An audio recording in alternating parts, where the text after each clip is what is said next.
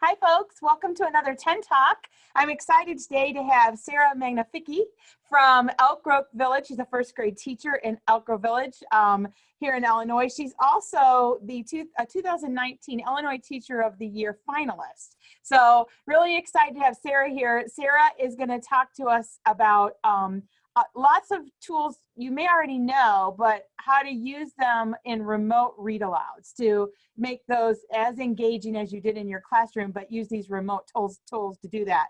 My name is Nancy Latham. I'm from the University of Illinois Urbana-Champaign. And Sarah, I'm excited. I get excited anytime a teacher has the passion you have for reading. So I'm excited to see how you carry that across the screen. Well, I thank you so much for having me, first of all. And reading is my thing for sure. And in our classroom, authors and illustrators and books they're rock stars. And we really come together as a community through the read aloud. So when we went remote, it was really hard to make sure we were following copyright rules and to keep that excitement and passion going with my first graders. So I had to think quickly and use the various platforms that I was using in my classroom electronically to keep that excitement going. So we do a read aloud every day. So it's part of our classroom book a day. If you're not familiar, I highly recommend you go take a look on Twitter or Facebook for that, by Julian Heisey. And so what I started doing was, of course, the next best thing would be to do a live Zoom session or a Google Meet session for a read aloud, because you get that back and forth with your students. But unfortunately, there's that equity piece there. So if students couldn't make it to that live session, they were missing out on that connection of literature and having that enjoyment of the read aloud each day. So I started using SeeSaw. You could also use Google Classroom or Flipgrid as your read aloud platform. That way you can engage all your students throughout the day who maybe sign on at a later time than when you do your live session. So I'm going to share my screen. And so for SeeSaw, here's the first one. I have a test class just so that you're not seeing student names or anything like that. But I have pre-recorded my read aloud here. Now, each publisher has their own rules right now with how to go about recording read alouds in a closed platform, certain dates and so on. And I do have a document that we can hopefully include in this of where you can click the publisher and it tells you the rules right then and there, because you want to make sure you're following copyright rules. So the students would click this, and I'm not going to click it because I know that you guys know that when I click it, a new read aloud is going to pop up. So and this is you, sorry, Sarah, this is you reading. Yes, this is me reading it. Okay. Because sometimes I think there are authors reading out there that you can link to too, right? Yeah. There absolutely are, and I have some of those resources to put in the resource tab as well.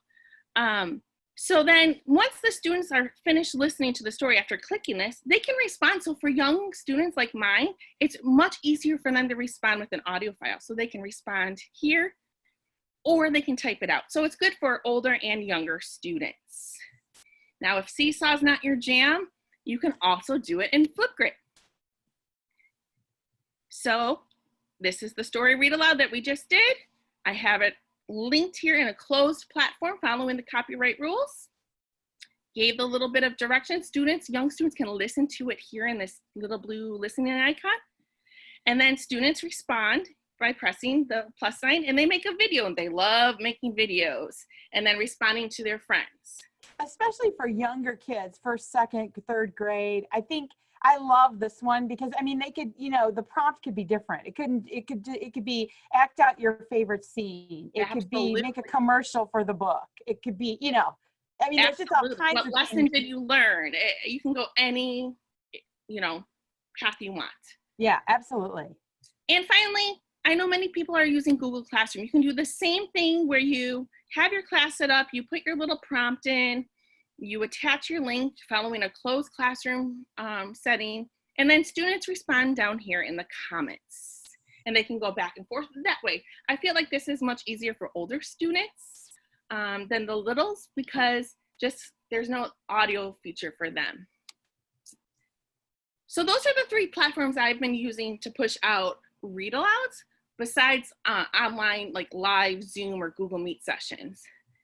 Yeah, and I don't know about SeeSaw, Sarah, but isn't it true that with Flipgrid, I know you can link Flipgrid right into your Google Classroom. Like if you like that platform better, but can you link SeeSaw?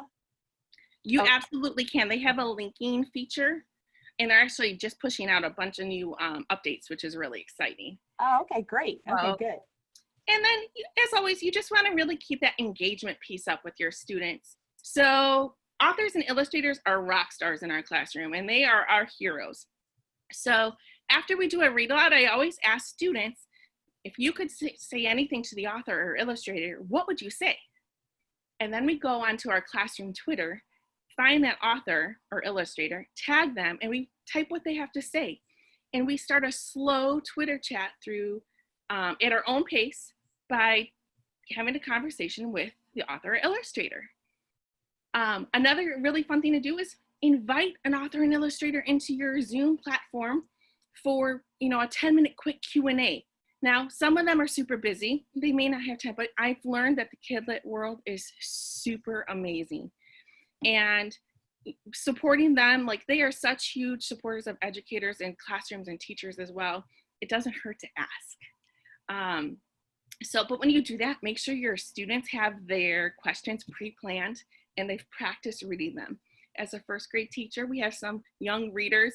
Make sure that they're nice and loud, they've practiced it, they know how to read it, so that when they get nervous at that moment, because again, this is their rock star in front of them, they can handle that pressure. I imagine that authors and illustrators love that invite for the most part. They really do. Yeah. And I really suggest building up your Kidlit community. If you use social media, Twitter especially and Instagram is really a great way to build relationships with authors and illustrators. And your kids can actually do that through those platforms in a professional way, which also teaches them global citizenship and so on. Absolutely. Oh, I love that. So I really hope that all of these resources are helpful to teachers. Read aloud is one of the most important parts of the day. It builds community. It allows students to have exposure to books that they may not read themselves. And it really allows them to connect from text to text in ways you would never imagine. If you can build in that 10, 15 minutes a day, it is such a powerful moment from day to day, but in such a short amount of time. And it's like a special little, nook in the classroom. Yeah, I think kids love to be read to, even when they get to a point they think they're too old and they shouldn't like it. I can remember a teacher that read chapter books to us, and we read a chapter and she got so excited, and she would tell us before we left, oh, I don't know if I can wait for you. I may have to read ahead. I can't wait to see she would have us so pumped up. Absolutely. I've always attributed my love for reading and the fact that I have to time my reading at a time when I can't put down the book, because I can't put them down to her. Really to that passion and that love for reading. And I think I'd hate to lose that in any kind of remote strategy, that. Yeah, absolutely. And one really quick way to keep that excitement is to celebrate book birthdays. The authors that your students love, keep track of when new books are coming out and do a countdown and celebrate it when that book comes out. Check for book undies. Look underneath the dust jacket of hardcovers. See if there's anything special underneath. And you'll find once you start teaching your students to do that, that's the first thing they do. And they get so excited when there's book undies. So it's just such a great time. And especially in today where not all students have access to books right now, if we are remote. So keeping that read aloud is pretty powerful at this point in time. Well, thank you, Sarah. Sarah, I know this was fast, it was 10 minutes, but Sarah really referenced a lot of resources. And so we are going to have all of those in the top 10 list that accompanies this 10 Talk. You can grab that and get to everything from the platform she talked about to the copyright information to author information and other documents and how to. So Sarah, thank you. I appreciate it. This has been great. Thank you so much. And everybody read aloud. That's Absolutely. what we want. Thank you, Sarah.